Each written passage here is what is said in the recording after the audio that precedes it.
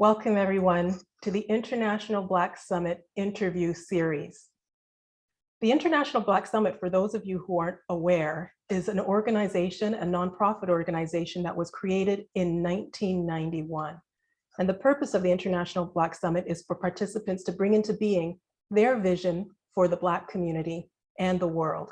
And we recently launched this podcast to provide people who are familiar with us and people who are not familiar with us an opportunity to get to know a little bit about us by interviewing current and past participants of the International Black Summit and facilitators of the International Black Summit to discuss with us how the International Black Summit has affected their lives and how they use the tools of the summit and the distinctions of their summit in their work, their careers, their lives, their families, and their communities. So thank you for being with us tonight.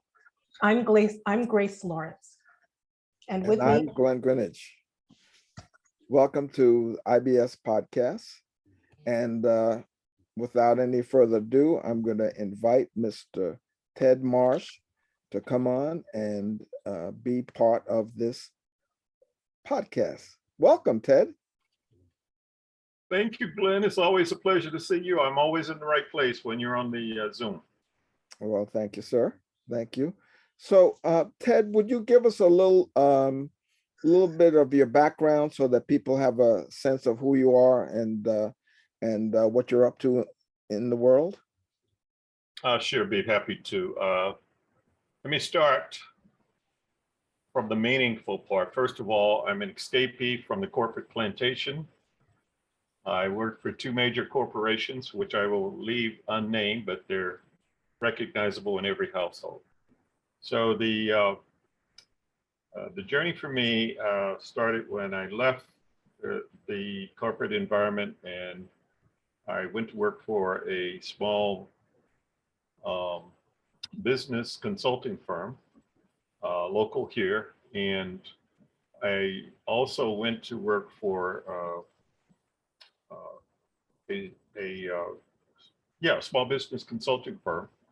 And I went to work following that, I went to work for a Black consulting firm because I wanted to work with Black businesses. And so it's been an interesting journey. In 1990, I started my firm called Two Wing Communications. And I've been focusing on healing Black community, working in the Black community to heal racial and ethnic issues, and also bridging the gap between different organizations regarding communications. One of the things I had learned earlier is that almost 100% of the issues that companies dealt with were communications based. And I thought that would be an excellent lane for me to operate in. And so I've been focusing on that up until the time I shut my formal part of my business down around 2016. I have 11 years as a Naval Reserve officer. I served 14 months in Vietnam with the Navy Construction Forces. And although I finished first in my class, my officer training class in seamanship and leadership, I never got a chance to actually serve on a ship. And I love the water, but working with the Navy CVs was a very rewarding experience. I actually learned a lot about my personal leadership style because 95% of the people who reported to me were white construction workers, and I learned a lot from that particular segment of the population. So that's what I did on the side as I was working to build my own business and to serve my community.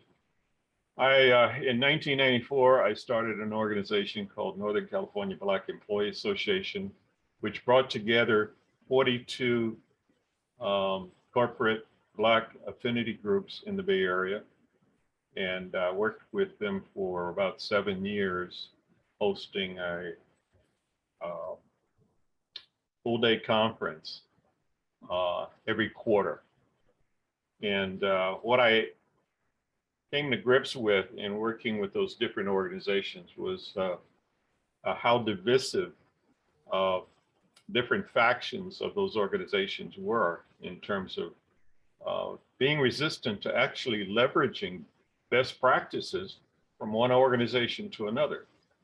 And of course, I found that to be very frustrating when people were unwilling to share best practices only because they perceive employees from another corporation to be competitors, even though we were all of the same ethnicity. So in 1996, I started doing healing from enslavement retreats up at one of our local resorts, Bodega Bay, which is a beautiful area. And so I did that for 7 years.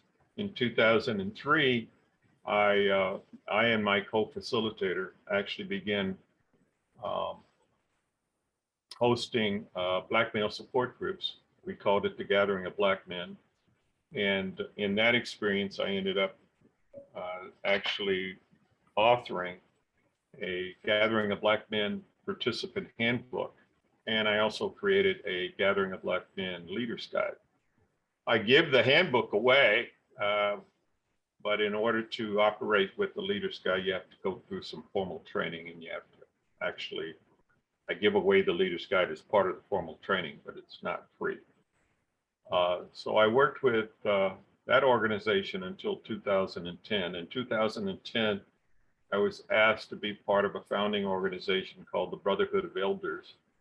At that time, I had already been working to really define what community elderhood should look like. I did a lot of research and create a framework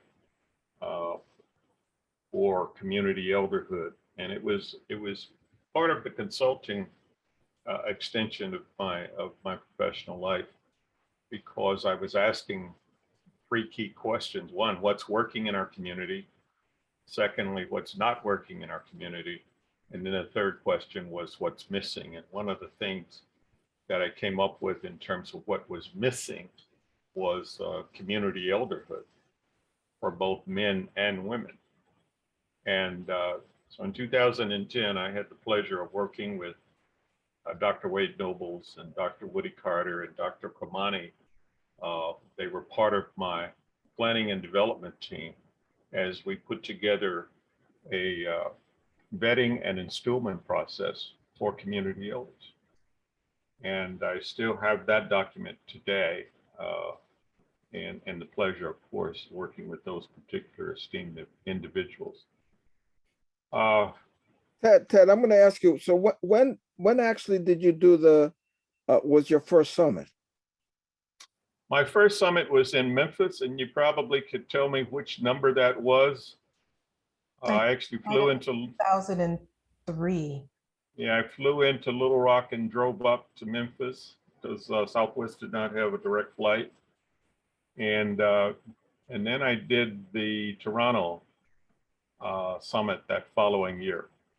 So those were the 2 summits that I actually participated in initially.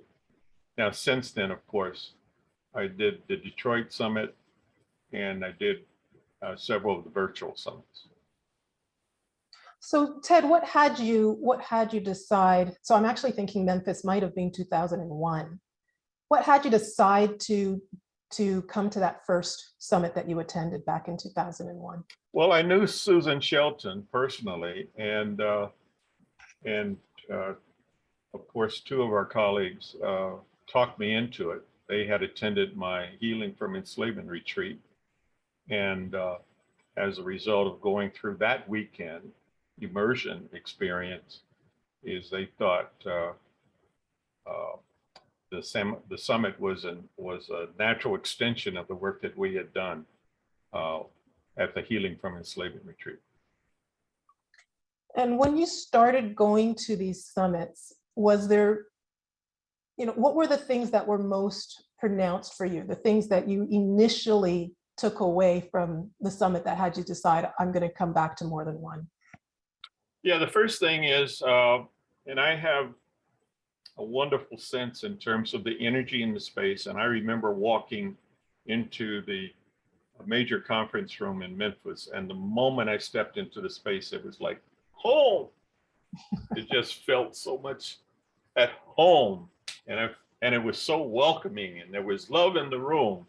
And that was the first thing I noticed.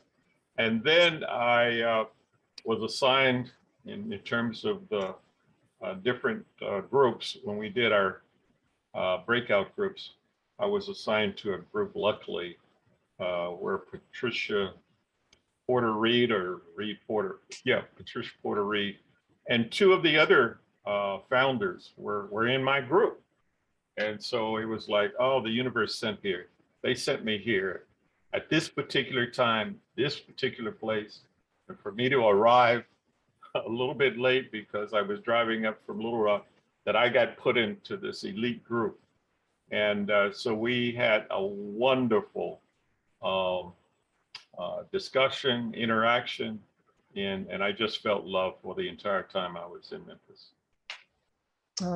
Ted, what were the distinctions that called to you, that resonated with you? Well, you know, I've listed out all 17, and it's very hard for me to remember which ones came first. The thing that probably stuck in my mind, first of all, was there was no out there. And that was consistent with my spiritual belief system. Let me just share, as you continue to look at that, and we ask you a little bit more about that, Ted, I just want to share for the people who are listening on the podcast and who might not be familiar with the International Black Summit, what we mean by distinction. So the International Black Summit has what we call distinctions, which are terms or words that may be regular English terms or regular English words, but that we use them in a particular way. We define them, we distinguish them in a particular way, and we use them for our exploration in the conversation and for looking at life and engaging with life and with the world a particular way. So we call those things, those tools, distinctions. And one of our distinctions is no out there. Thank you, Ted. So Ted, what about no out there was calling you? You said that it was tied into your way of being, or your kind of your philosophy. Is that did I hear that correctly? Yeah, my spiritual belief at the time was one, and it still is. Don't want to date. It still is. My spiritual belief is, first of all, is that the world that I live in is a projection of myself. And so the inside, my inner world and my outer world are just mirrors of one another. And so it allowed me to access power that says, you know, I can't blame something out there because I'm not separated from out there. And then it gave me access that says, oh, and I have the power to change it. So as I change internally, it gets reflected in the world that I get a chance to play in. So it also opened up new venues in terms of, because I'm an amateur philosopher, it also gave me access to new channels of thought and possibilities that I did not have access to previously. And so that was one that really stood out for me. And I like to play with words like not here or nowhere, so on and so forth. I play with those enneagrams in terms of you know, what's possible, and to gain access and insight from different points of view, try to expand my perspective. And as a communications consultant and a master coach, by the way, I jumped past the master coach piece. As a master coach, I always elected to build the bridge from my client's side of the river rather than from my side. And when you say master coach, you mean master life coach, right? As not like a master life coach, yes. And of course, there were some experiences I had. I used to play basketball, and I also coached basketball. And so when I was in my 30s, 20s and 30s, I played and coached basketball. So I was very familiar with the basic principles and tenets of teamwork, and also being able to motivate and align people on my team so that we could focus in on our common purpose. But in 1997, I made a decision, even though I was doing what I call small business consulting. In 1997, I made a decision to go through some formal coaching certification programs. And I did that locally with one of the San Francisco firms. And after I did that, I said, oh, well, that was very insightful.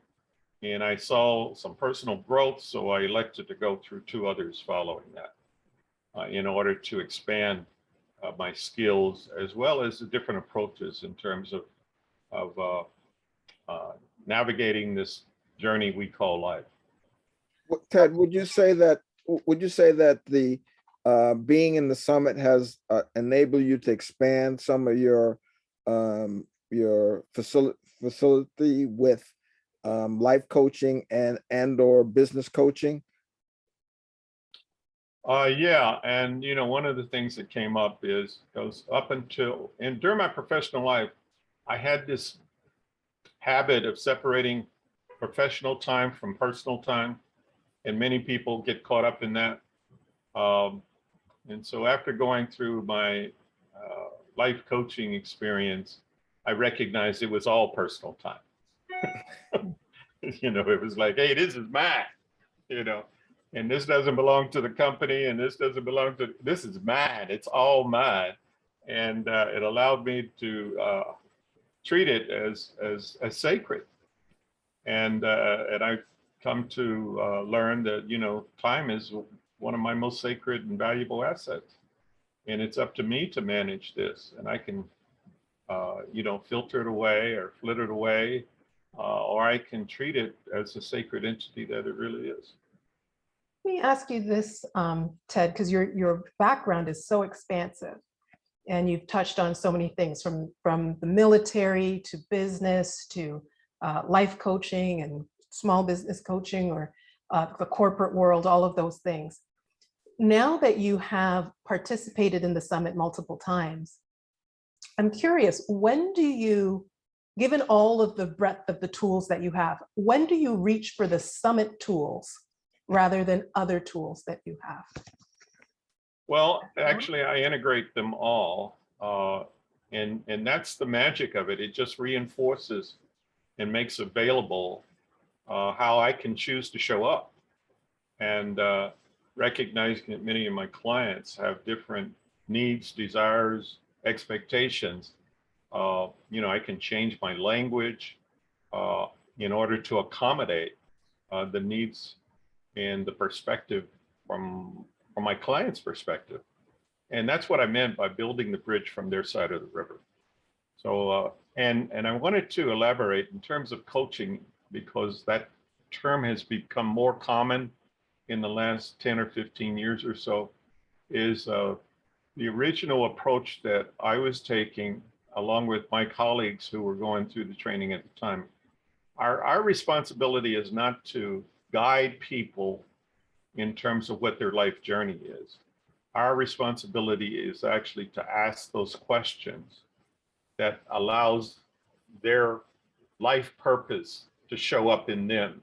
And so consequently, the solutions and answers that they're seeking already lies within them.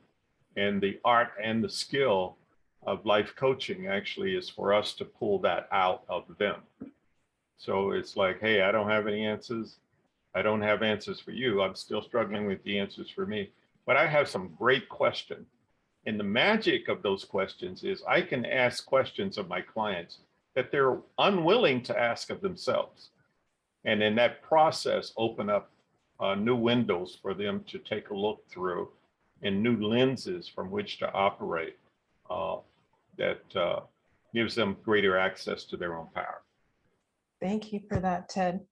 As we said at the beginning of the session, the reason that we created this interview series was really to have an opportunity to find out how participants or facilitators of the International Black Summit have used the tools and distinctions in their lives and careers. And so I'm curious, looking at your life and career, have you noticed, or can you think of any specific times where you have used the summit tools and distinctions in a particular situation? Yes. I was trained as an engineer. And so much of my career in corporations was to, of course, identify problems and then find the solutions to those problems. In fact, I had probably gone overboard in terms of being a troubleshooter. And so I love finding problems, solving puzzles, so on and so forth. And but I got locked into what I identify now as binary thinking. After a while, everything started to look like a problem. So, you know, it's like I got caught up into saying, oh, that's a problem. Oh, let me go try to fix that, you know. And so the distinction, no right way to be, you know, popped up in terms of, oh, that is, I can't fit that into binary thinking. No right way to be. And so for me, it was like I started to see the world through a different lens. It's like, hey, there's nothing wrong with the world. The world is perfect as it is. And my spiritual teaching, of course, is, you know, that was consistent with my spiritual teaching. The world is perfect as it is. It's just how we show up. And how I was able to integrate that in terms of there's no out there. The world is perfect as it is. It's a projection coming from me.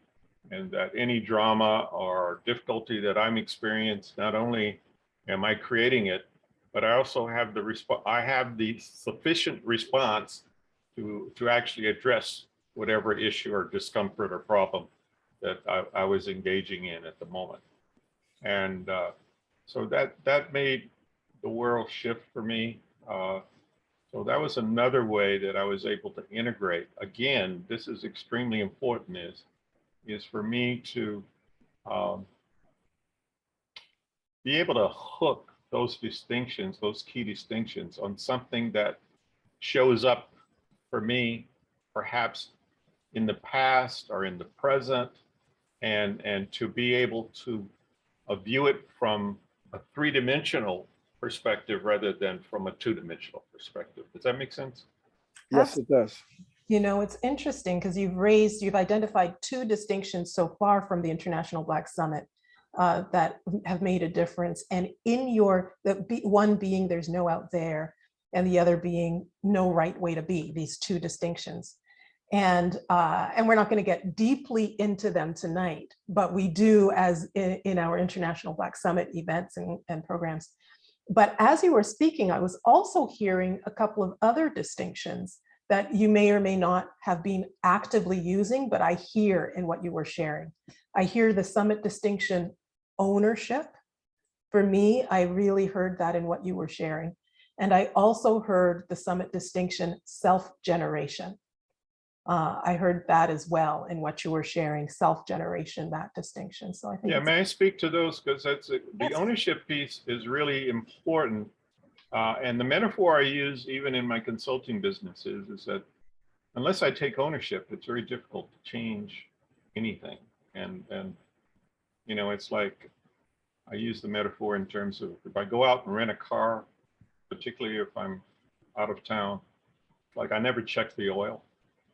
I never even check the windshield washer, you know, regardless of what the climate is. It's just, I just don't take ownership of it. It's like, hey, that's somebody else's car. But I recognize that the way I treat my own automobile is the way I treat my life. And it gave me access to say, oh, well, you know, as long as I'm saying, hey, the problem with the US government is, you know, I'm actually putting it into the realm of a rental car.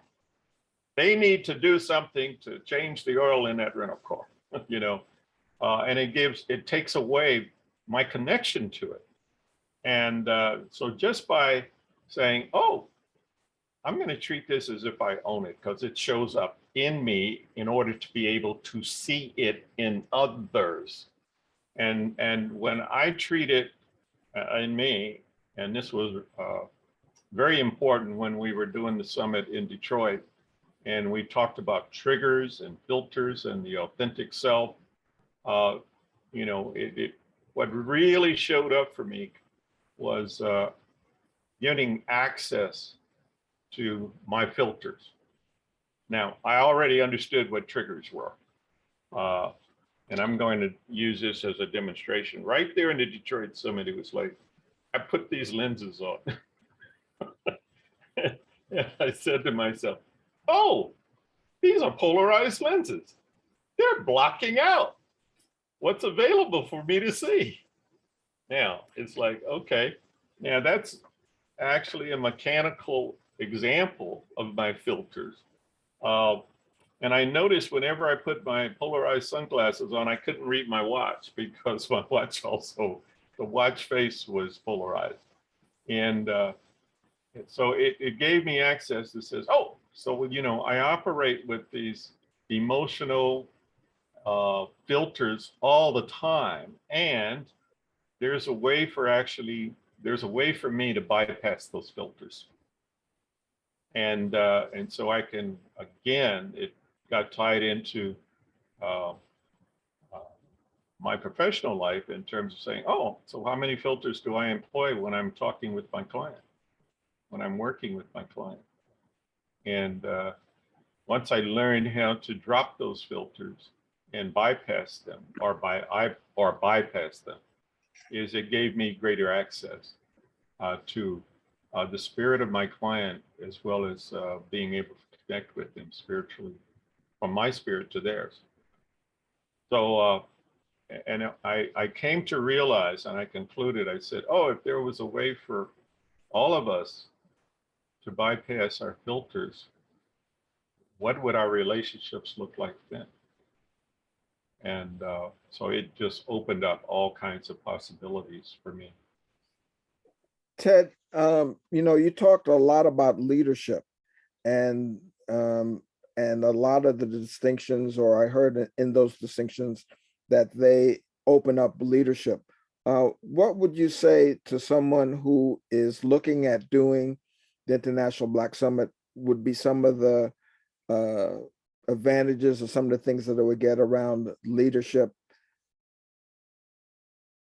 Yeah, that's a great question. First of all, I want to distinguish that word, leadership, because many of us, particularly those of us who escaped from the corporation, is we still view leadership as a position. And what I got open to is leadership is not a position, it's a relationship. And so I have a relationship with my clients. I have a relationship with the people who have worked with me and the people I've worked with.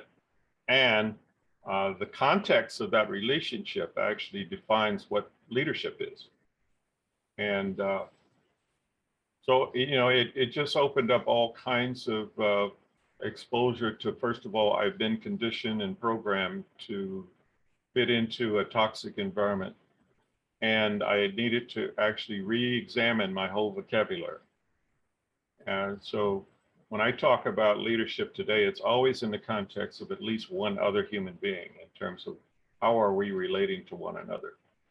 And, you know, for both of you, you understand that, you know, once I became a community elder, is I actually took on the address of being Baba Ted Marsh. And I was looking for not just people in my network to address me as Baba Ted Marsh, but also members of my family, such that even my wife now, more often than not, calls me Baba. So it's you know, it's a mindset that is a reflection of the behavior and the relationship that we have, more so than, oh, this is a set of letters behind my name. You know, I think that's so interesting when you talked about the mindset there, Ted. You know, I do also relate to how the summit distinctions can support an empowering mindset, right? Really giving us the tools to actually adopt a mindset that is most fulfilling to us, most aligned with what we're committed to, most in sync with the future that we're out to create, you know, all of that. So looking at leadership from the relationship perspective of leadership, as opposed to leadership just being power and control, and also looking at leadership from self-leadership, which is what you've been demonstrating in your conversation tonight. Self-leadership, stepping into the role of leader out of self-leadership, out of self-generation, out of ownership, and then taking that out into your family, into your community, in relationship as well. Like how these different aspects all intertwine and become possible out of what you talked about, mindset and the tools that actually enable us, empower. Yeah, and let me talk a little bit more. Thank you for opening up that channel for me. So I became aware that I have talents and skills that were locked in drawers that I have never opened.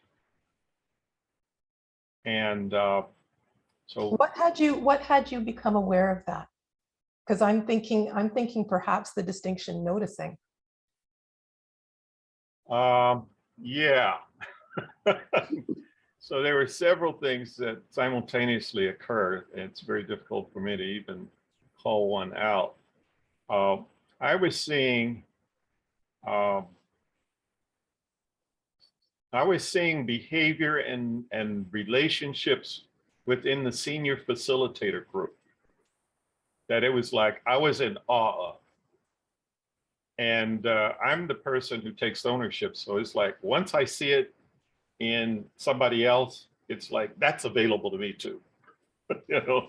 And it's like, so I want to go and be around that person, and perhaps some of that rubs off on me, because even though it may be not as practiced and as amplified in me, the seed is already there, you know? And so it's like the fact that I'm aware of it now.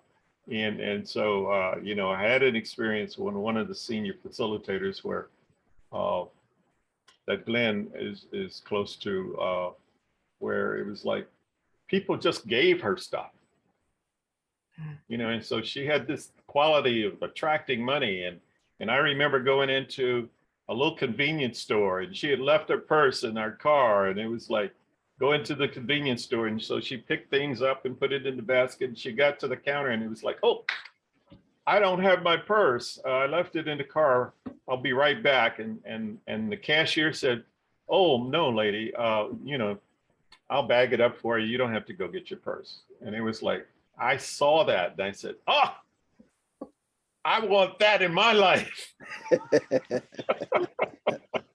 It's like, what is that? That never happened to me. So it's like, I want that in my life. I want folks I want to be open enough and receptive enough to receive. And it took me back, you know, 20 years where I was doing all this support for a whole lot of people, but I was closed in terms of receiving support from others. And so one of my dear friends and colleagues asked the question, are you open to receiving? And it was like, it just hit me like a ton of bricks.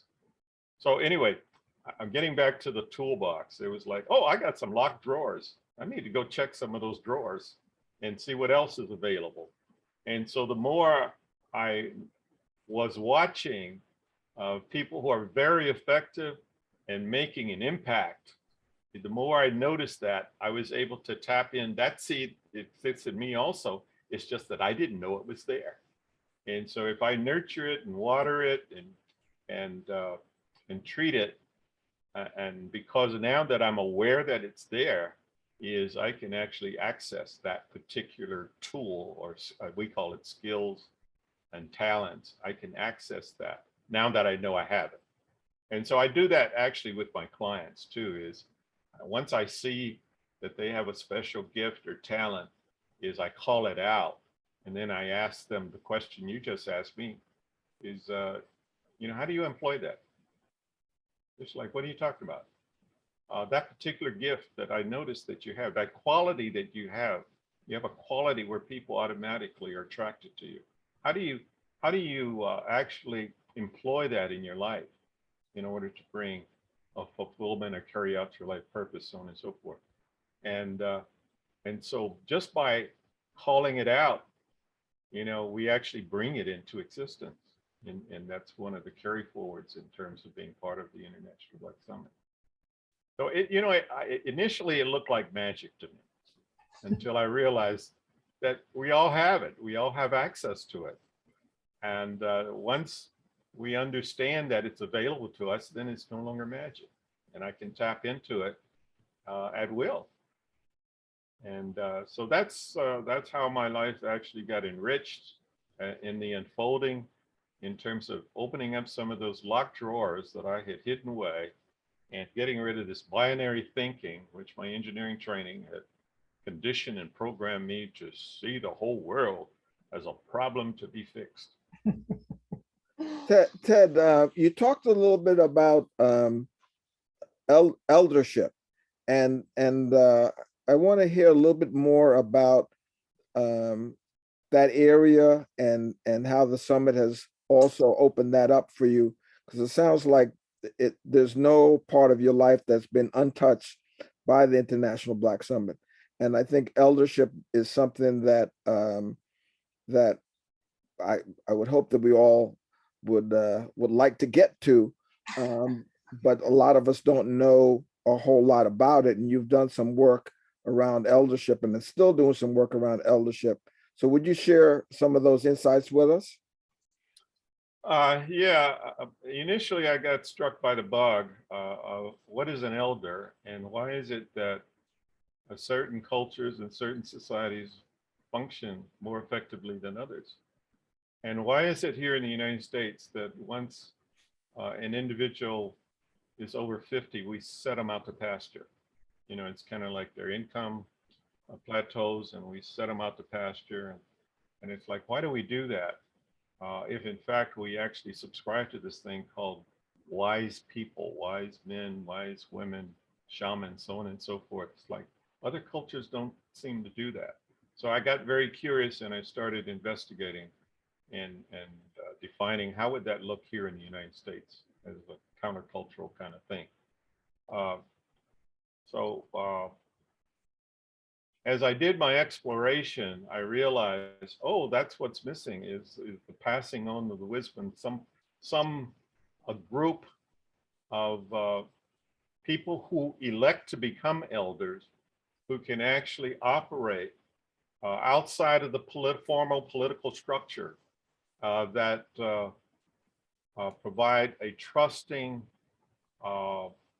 authentic, high integrity, high character guide that others will come to in order to eliminate doubt, and bring clarity in their speaking. And so that's what me and my team focused on we met every week for 2 years. And it was generally 3 to 4 hours. And we really set in the inquiry of what does that look like here in the United States, and specifically what it would look like for Black Americans here in the United States. And so we did all the meditation and stuff, and eventually we came up with, a framework. And so we identified it was going to take 24 months for a candidate who had to be over 60, a candidate to actually complete the vetting process. And because I was over 60 at the time, and I had gone through many of the rites of passages that we had identified in the vetting process, it gave me a certain insight and clarity. Now, 2 of the individuals went on to actually become shamans and elders from an African tradition. I have not done that. I actually used the vetting process and the instrument process that we had created here in the Bay Area. And but what it allowed me to see is that one, we have all the resources we need as Black Americans in order to address all of our needs. You know, we generate $1.3 trillion in revenue every year. We have access to the internet, which means that we have infinite access to all the information that's available. We have the communications channels that are available. And what we noticed, of course, is there are pockets and silos all across the country where folks are doing the same work. And it's kind of like, oh, well, how does that work? If in fact we were not operating in silos, but we were experiencing what we had noticed occur in the Harlem Renaissance era, and in the expatriates who lived in Paris in the 1920s and the 1930s. How would that occur today? How do we manifest an environment and create a space to leverage that creativity that those particular two experiences did? So coming into the International Black Summit gave me access to that. So with the senior and the rest of the facilitator body just being in conversation with those individuals created that kind of setting for me. It was real, it was non-hierarchical per se, and the alignment and the support in terms of the behavior created a model that I could carry back to my men's group networks, to my local Brotherhood of Elders network here locally, my Black Coaches Network, just emulating what I saw occur with the International Black Summit's facilitator body. Just to give a little background again for people who may be listening around that interaction. So the International Black Summit has an annual event, the first full weekend in August every year, in addition to a prerequisite course and other courses and programs. And at that event in the past, there were an original set of 5 original facilitators, the senior facilitators of the summit. So I'm assuming, Ted, that you're referring to them, and that the facilitator body, members of the facilitator body, are trained inside the summit structures to lead the conversation at the annual event and at our other programs, to lead the conversation both from the front of the room and the back of the room. And the conversation is led in a collaborative, in the moment, engaging process where there is no single instructor at the front of the room.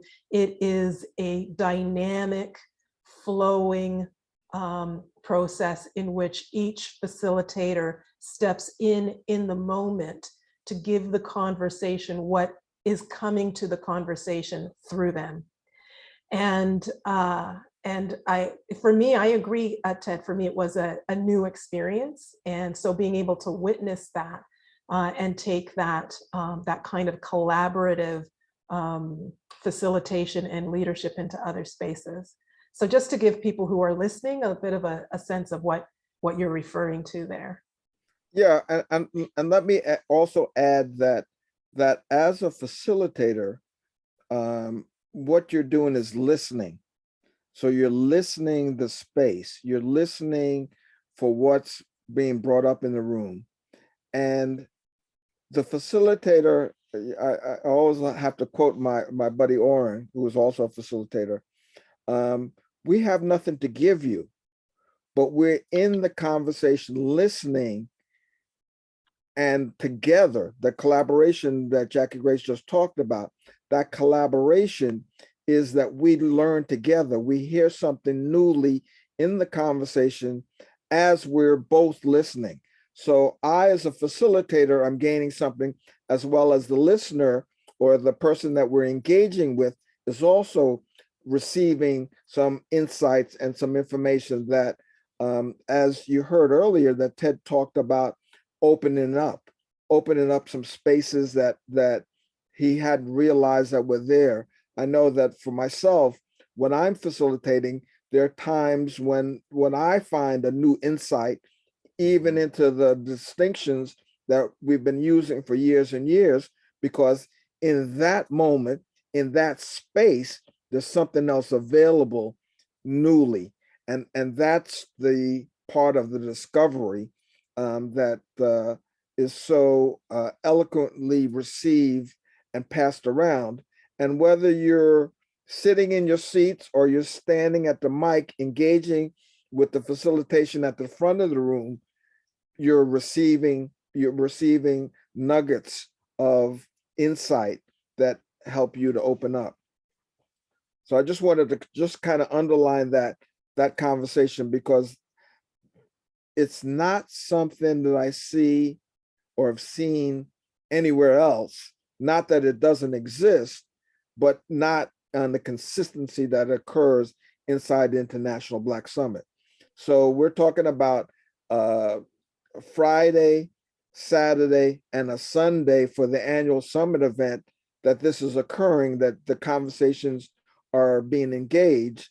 And these are conversations that are coming from the body of people in the room. I might also add that we also have, not only do we have the adult space, but we also have the youth space, and we have the young adult space, who are simultaneously occurring in different locations on site and or virtually, as we are pandemic virtually occurring as well. And so these conversations are being established and integrated into different levels of conversation: youth, young adult, and adult. I give You it back to mentioned you. something, Glenn, that Yes. was really critical, and that is the power of listening. And again, it's in my relationship with the facilitator body that I got clear about the power of listening. And what I was bumping up against, which is another distinction, what I was bumping up against was, the already always listening in terms of the script that I operate from, because I considered myself to be a pretty bright person, and I'm logical and rational in my thinking. And I had this conversation with my brother last week, and he's still in that binary mode. But the emptying out, the emptying out and then listening for something different to show up was very critical. And what I found in this very loving, safe, sharing, aligned environment was new perspectives would pop into that emptying out. And the metaphor I use, particularly with my clients now, I said, once a year I go in and clean out the garage. And I always discover something, and cleaning out the garage.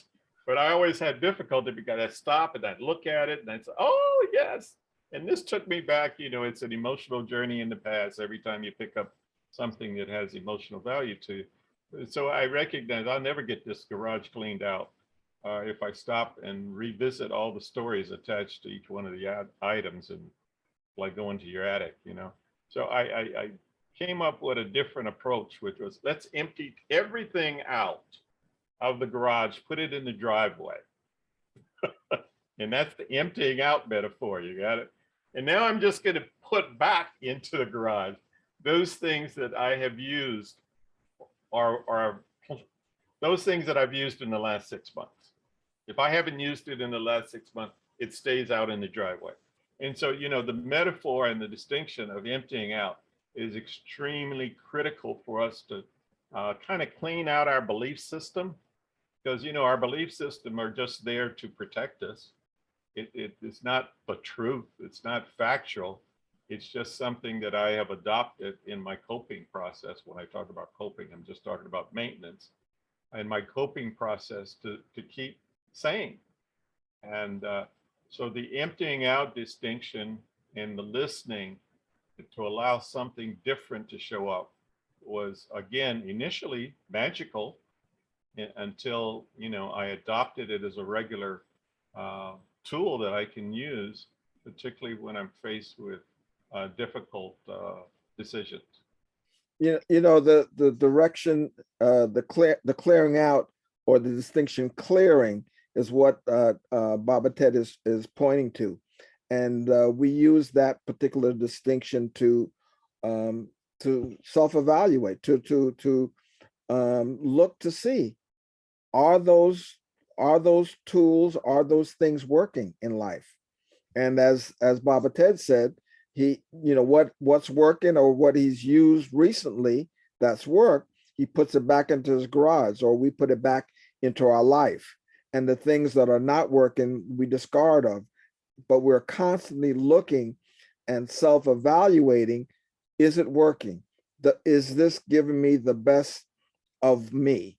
And so there's constantly looking and constantly changing and constantly expanding where I'm looking from inside of the conversations, network of conversations that are part of this conversation.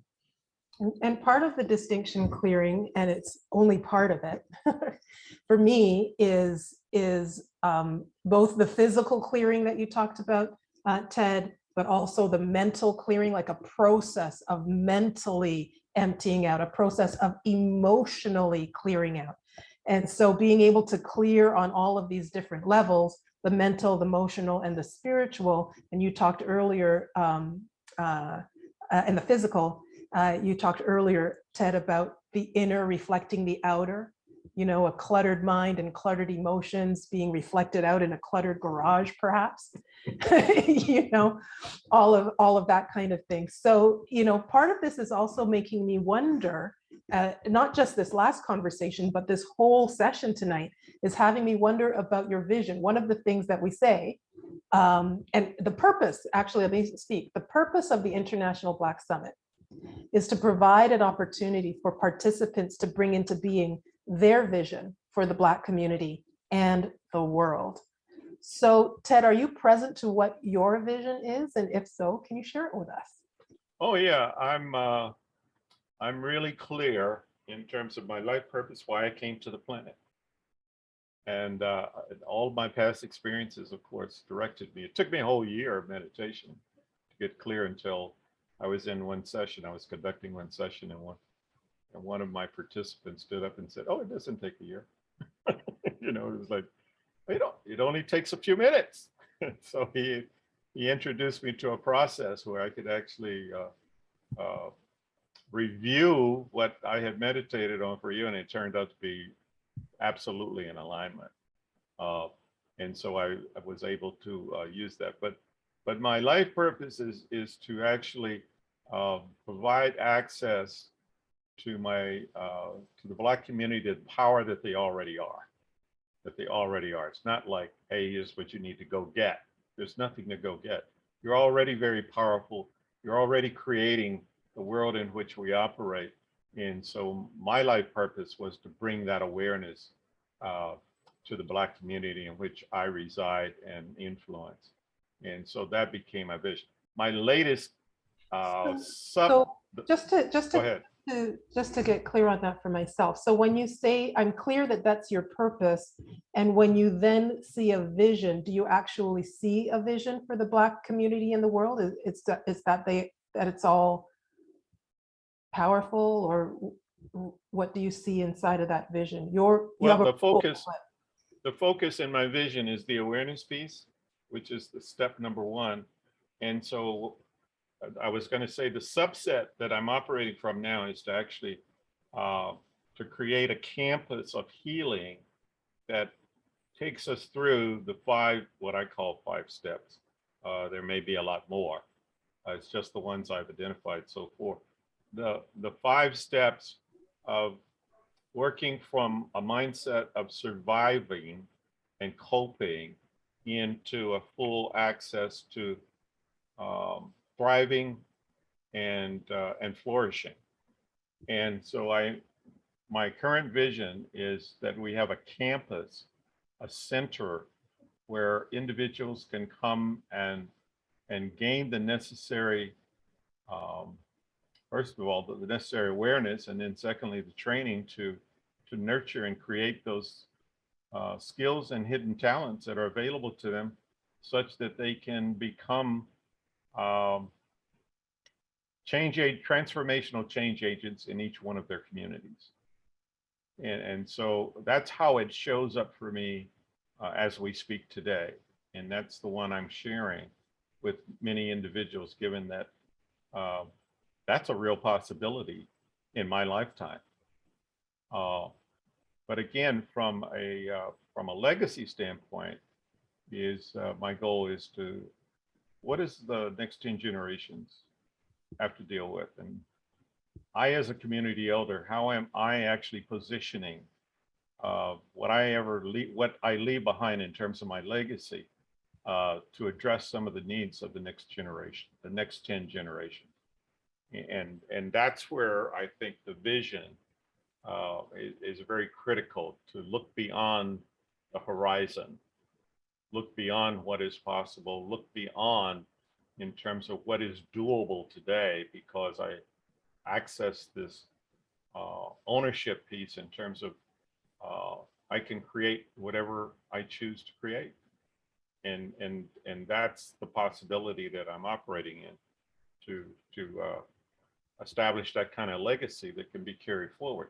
Now, part of that goes right back to working with other individuals who may continue to carry forward that vision. And that's why the alignment is very critical. Carry forth and manifest that vision after I'm gone. And to recognize that others have done that allowed me to do this work, and that I have an obligation and responsibility to till the ground for others to follow behind me. Thank you. That's great. Ted, I know we've been having a very heavy intellectual conversation tonight. I wanted to ask you, and I wanted to let people know that we do have some fun at the summit as well.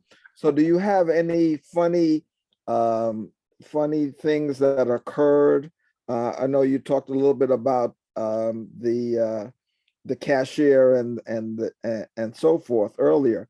Would you like to share anything funny or fun that you've discovered at a summit, or even after your summit participation? Well, you know, one of the things that keeps flowing from me today is just an insight around what pulls people. And so I identified the cashier experience that I had. I also had an experience with one of the facilitators where went to one of my favorite restaurants, didn't make a reservation, and of course talked to the maitre d', put my name in. It's like 45-minute wait, and okay, can we go sit at the bar? And then after we spent about 5 minutes at the bar, maitre d' came over and said, "Hey, your table is ready." The people were still in line behind us. And it was like, so one of the people in line said, "Oh, we were here before that couple, you know." And it was like, so it was like, and the maitre d' said, "No, you weren't. No, you weren't." It was like, "No, this couple was here first." And it was like, I recognized, see, this was the magic that was showing up. And it was like, wow. So it's not unusual for me to be wearing my Jedi outfit tonight. That was a Jedi experience. But, you know, I have a slew of those experiences in terms of the power that is available to us, that we shape the space, we shape and create the space such that people and events serve our interests when we are in that clearing that we spoke about earlier. And so again, the first time you experience it, it's like, oh, what happened? That's magic. And it's like, until you realize it's available to all of us. And so I laugh about that today. At the time, I was like, how did that happen? That never happened to me before, you know, and then to be in the presence of the awesomeness in terms of what's available to us once we access that clearing that we spoke about. So yeah, that was fun for me. That was fun for me. If I can take ducats away, and because I'm a committed learner, I still take classes at the local community college, and so that's really what feeds me. And to be in the presence of caring, loving, like-minded folks who do not bring a whole lot of baggage in terms of distrust and crabs in the barrel. And I don't want to even bring that into this space, but it was like what I would normally bump into if I just walked into one of the hotels downtown San Francisco in a conference room, and to feel that energy, the diversity of energy in there. I don't experience that when I'm with the body of the International Black Summit. It's like it's all loving, supportive. There's no contention that I have ever experienced, and just feels like home. Just feels like home, And even though I may take a vacation, it always feels great to walk through the door coming back home. So, well, that's what I find to be fun. Okay. And to meet people like you and Jackie and others, and establish these relationships that that you're honored and appreciated and respected, and not criticized. So I hope that other couple got a table pretty quickly. Well, the rest of that story is that we're all being. Yeah, we actually concurred that the other group was there before us. We disagreed with the maitre d', and we said no, they were there first, and then and so my partner had to go to the restroom, and the New Yorker who was complaining the most, he came over to me and whispered into my ear. He said, "Your wife is so regal." It was like, and this is from a New Yorker, right? It was like, so 1 second before he was really pissed off that we were given preferential treatment, and then the next second when we concurred, it was like, yeah, they were there, they were here first. We're still sitting here. We're not in a hurry. And he came over and he just whispered in my ear. He said, "Oh," he said, "she is so regal," and it was like, it was magical again. It was like to get a compliment from one of them diehard downtown New Yorkers, unsolicited. Unsolicited. Well, no, actually it was solicited. It's kind of like our declaration for this year. When I allow space, I become present to who I am. And inside of that who I am presence, they also got who you were as well. So it was true. Yeah. Cool. True. Anything else for you, Jackie Grace, before we wrap up this evening, this wonderful conversation? I don't think so. Well, let me ask you this. We're coming out of the pandemic. What's the biggest lesson that you got coming out of the pandemic? What's the biggest lesson? Well, my wife, who is a college professor, was forced to work from home. So our dining room became her new office. And ordinarily, I would say, being stuck in the house with her, it was like I'm either getting on her nerves or she's getting on my nerves, but it actually has brought us closer together.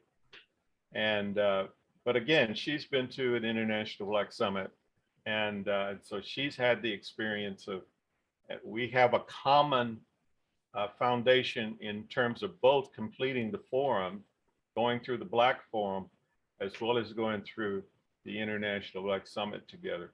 So we're just really grounded, and she was expressing to me just this morning. She said, I just want to acknowledge you, that you're just the perfect spiritual partner for me. And it was like, oh, I thought she was going to ask me to go clean out the backyard. You mean part of the honey-do list? I just knew she had something that I had promised to do and hadn't done, and she just said, you know, need to talk. And you know, when your wife says we need to talk, we know what that's code for. And so you know, she just laid it out this morning and says, you know, I'm going to be doing some additional work, and I just want to acknowledge you. You're just the perfect spiritual partner for me. And I said, likewise. I said, Pretty you know, great. I've been with you longer than I've been with any other human being other than Mom. And I just wanted to acknowledge you that I care about you more today than the day I met you. All right. Okay. And so, Oh, that's and beautiful. so we create this loving space together. Awesome. Awesome. Jackie Grace is going to give you the dates of the annual meeting for this year, but we want to let you know that we do have every first full weekend in August is when we have our annual event. And that's Friday, Saturday, and Sunday. And this year, as we've done in some prior years, we're also going to have a prerequisite course on the Thursday. So Okay. Thursday in the day, we'll have a prerequisite course. There's an additional fee for that. And that's a way of grounding you and really getting you full ready for all of the conversations in the course that are going to happen in the weekend. And then, of course, we have a fabulous, fabulous Thursday night evening event where you can invite people who are not eligible to participate in the International Black Summit, but can come as your guests that night to just get an experience of what it is. So we oftentimes have people that are of not Black African descent come in and check in and be with us and get an opportunity to find out a little bit about the International Black Summit. But it also is an opportunity for people who have not done the International Black Summit to get a sense of it before it starts, so that they can then register and get inside the conversation for the full weekend. And again, remember that there are 3 groups that are occurring at the same time. So we have the adults, 18 and above. We have the youth from 8 to 17. That's the youth summit. And then the young adult are from 18 to 35.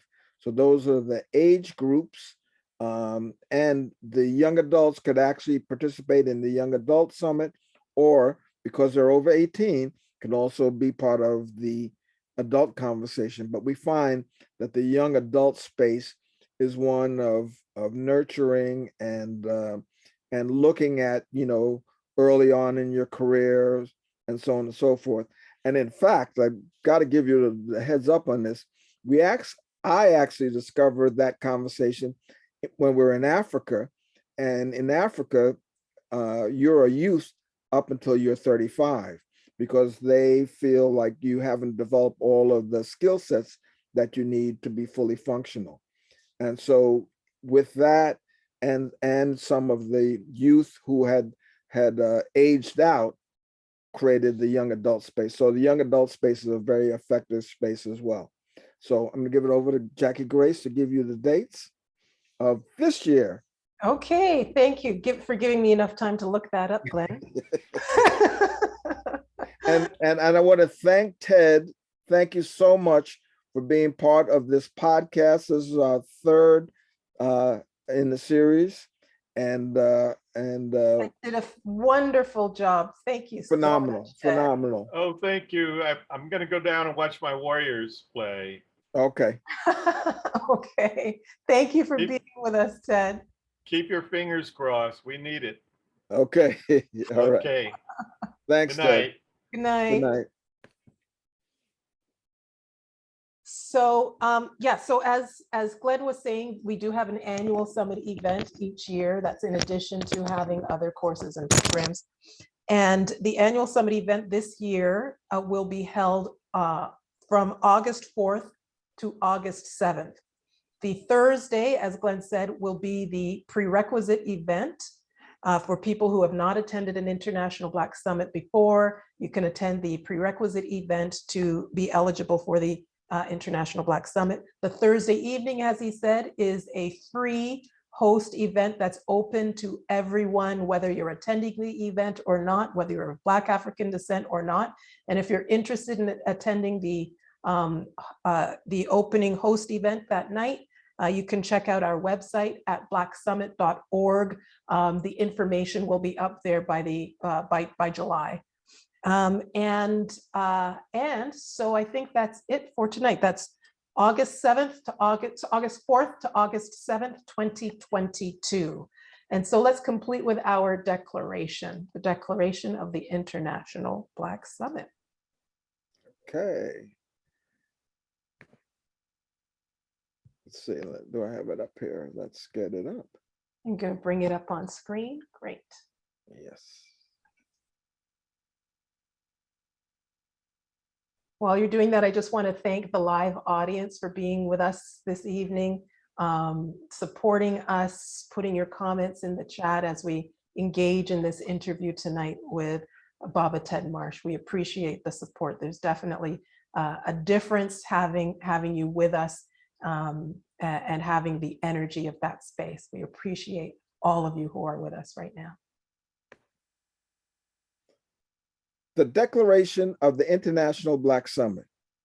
We declare ourselves and all communities whole and complete. There is nothing to do except be. We assert that we are responsible for generating community as possibility and distinction. We listen for and grant being to the possibility and creation of unpredictable results. Our conversation of, about, and for those of African descent is one of power, self-generation, abundance, responsibility, unity, and integrity with the possibility of being. We stand for the expression of our spirituality, ending the murders of our men, women, and children, building economies responsible for funding our community, maintaining wellness of being in our bodies, providing human services, establishing nurturing relationships, altering the conversation of who we are in the media, empowering our youth. We declare that our community manifests itself in the world as a contribution in the transformation of the universe. Atlanta, Georgia, October 7th, 1991, June 5th, 2022, to the north, to the south, to the east, to the west, above, below, and within, and wherever people of Black African descent reside. Let us all have a moment of silence, please.